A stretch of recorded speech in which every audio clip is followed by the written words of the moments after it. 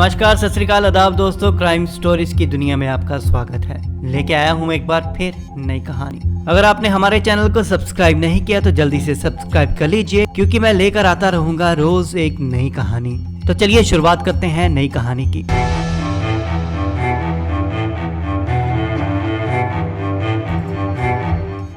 बीस नवंबर को छठ का दिन था। पूरे बिहार में खुशियों वाला माहौल था। इसी अच्छे मौके पर लखीसराय शहर में एक ऐसी वारदात हुई कि लोग सदमे में आ गए। उधर छठ घाट से भगवान सूर्य की पूजा कर लौटे एक परिवार पर एक सरफिरे लड़के ने ताबड़तोड़ गोलियां चलानी शुरू कर दी। हमलावर ने एक कर एक 6 लोगों को लहूलुहान कर दिया। सरेआम फायरिंग कर और गोलीबारी की इस वारदात से देखते ही देखते पूरे शहर में सनसनी फैल गई। आनन फानन में गोलियों का शिकार बने लोगों को उठाकर अस्पताल में भर्ती करवाया गया। बदनसीबी ये रही कि 2 भाइयों की मौके पर ही मौत हो गई, जबकि उनकी 24 साल की एक बहन को अस्पताल में ले जाकर वहां उसने दम तोड़ दिया। उधर ताबड़तोड़ फायरिंग करने वाला शख्स हमले को अंजाम देने के बाद मौके से फरार हो चुका था। यह हमला झा परिवार पर हुआ था। अब सवाल उठते हैं कि आखिर हमलावर कौन था? उसने झा परिवार को निशाना क्यों बनाया? क्या इस वारदात में हमलावर अकेला था या उसके साथ कोई और भी शामिल था? आखिर इस पूरे वारदात की वजह क्या थी? तो पुलिस की तफ्तीश में जल्द ही कहानी साफ होने लगी। जांच शुरू हुई तो पता चला कि आशीष चौधरी नाम के जिस नौजवान ने झा परिवार पर हमला किया, वो इस परिवार की एक बेटी के साथ एकतफा प्यार करता था और लड़की ने इनकार कर दिया था। इसी इनकार के चलते उसने इस वारदात को अंजाम दिया। ये वही 24 साल की वो लड़की थी जिसकी अस्पताल ले जाते हुए मौत हो गई। आइए जानते हैं कातिल की असली कहानी। जब पुलिस ने इस मामले की जांच आगे बढ़ाई तो सच्चाई सामने आने लगी और सच्चाई ने हर किसी के होश उड़ा दिए। इस कहानी के लिखे जाने तक पुलिस हमलावर आशीष को गिरफ्तार तो नहीं कर सकी, लेकिन तलाशी के दौरान उसके घर से ऐसी डायरी मिली जिसने इस कहानी को काफी हद तक साफ कर दिया था।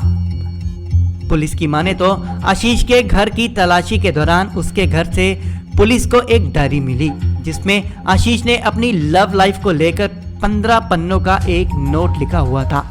आशीष ने उसको नाम दिया था अतीत। पुलिस ने इस नोट के हवाले से बताया कि झा परिवार की बेटी दुर्गा के साथ आशीष का अफेयर चल रहा था। आइए आपको बताने के आखिर वो 15 पन्नों में उस कातिल ने क्या लिख दिया। इस अफेयर के चलते दोनों लखीसराय छोड़कर घर वालों से छुपते छुपाते पटना में लिविंग रिलेशनशिप में रहने लगे। और जब दोनों लिविंग रिलेशनशिप में थे तब उसने अपना और दुर्गा का खर्चा उठाने के लिए काफी मेहनत की। यहाँ तक कि उसने पटना में हथुआ मार्केट में मौजूद तनिष्क ज्वेलर में दुर्गा की नौकरी भी लगवा दी। और दोनों के बीच ये सब कुछ कई सालों तक चलता रहा। लेकिन कहानी में असली ट्विस्ट तब आया जब दुर्गा ने कथित तौर पर आशीष को धोखा देना शुरू कर दिया। आशीष ने अपनी डायरी में लिखा है कि उसे 3 जनवरी 2021 को तब जोर का झटका लगा जब उसे पता चला कि दुर्गा की जिंदगी में कोई और शख्स आ चुका है जिसका नाम सुमित था। असल में आशीष एक बार वीडियो कॉल पर दुर्गा से बात कर रहा था और तब उसने सुमित को दुर्गा के बिस्तर पर सोते हुए देखा। इसके बाद दुर्गा से लड़ाई भी हुई। दुर्गा ने माफी मांगकर इस मामले को शांत करने की कोशिश की। आइए आगे जानते हैं पन्नों में क्या लिखा। आशीष ने लिखा है कि उसने दुर्गा को माफ कर दिया था, लेकिन दुर्गा इसके बावजूद सुधरने को तैयार नहीं थी। आशीष ने लिखा कि लखीसराय वापस लौटने के बाद दुर्गा ने उसे डंप कर दिया। उसे इग्नोर करने लगी, लेकिन हद तो तब हो गई जब 16 मार्च 2021 को दुर्गा के घर वालों ने उसके घर पर धावा बोलकर उसके घर वालों को बुरी तरह से धमकाया और गाली गलौज भी की। आशीष ने लिखा कि इस वारदात के बाद वो मर जाना चाहता था, लेकिन अगर वो मर जाता तो लोग मजाक उड़ाते कि लड़की के चक्कर में मर गया। इसलिए उसने अपनी जान देने की बजाय लड़की और उसके परिवार वालों की जान लेने का फैसला कर लिया। आशीष ने लिखा है कि गर्लफ्रेंड से मिले धोखे के बाद वो घुट घुट कर जी रहा था, डिप्रेशन में रहने लगा। इस दौरान कुछ दोस्तों ने उसकी मदद की। आखिरकार वो अकेले ही बाइक पर 12 ज्योतिर्लिंगों के दर्शन करने के लिए निकल गया। उसको उम्मीद थी कि इसके बाद उसके मन को शांति मिलेगी, लेकिन वापस आने के बाद भी वो बदले की भावना से बाहर नहीं आ सका। आखिरकार उसने इस वारदात को अंजाम देने का फैसला किया। उधर पीड़ित परिवार ने इस वारदात को लेकर और ही कहानी सुना दी।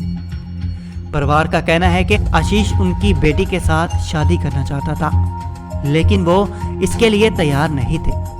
वो उसकी बेटी को परेशान कर रहा था, जिसे लेकर उन्होंने पुलिस को शिकायत भी की, लेकिन पुलिस ने वक्त पर रहते कोई कार्रवाई नहीं की।